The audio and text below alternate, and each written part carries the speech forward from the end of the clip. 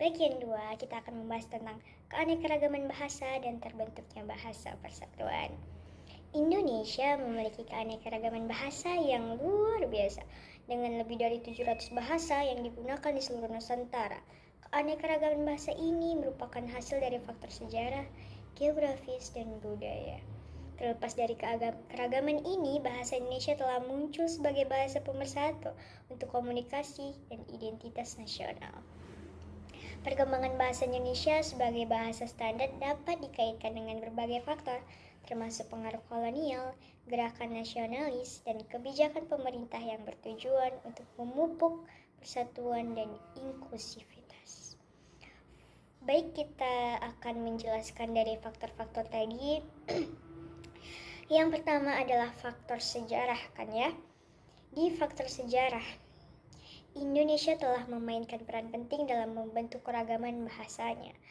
Kepulauan ini telah menjadi titik pertemuan berbagai budaya dan peradaban yang mengarah pada munculnya berbagai bahasa lokal. Pengaruh perdagangan India, Cina, pedagang Arab, dan penjajah Eropa telah berkontribusi pada mozaik linguistik negara ini. Setiap gelombang migrasi dan penjajahan membawa bahasa dialek baru yang semakin memperkaya lanskap linguistik.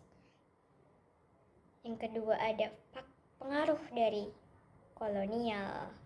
Nah, di masa penjajahan Belanda ini yang seperti yang kita tahu memiliki pengaruh yang sangat besar terhadap perkembangan bahasa di Indonesia.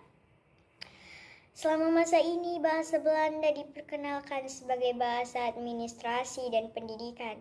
Bahasa Belanda menjadi bahasa kekuasaan dan hak istimewa, menciptakan kesenjangan linguistik antara elit, penguasa, dan penduduk mayoritas.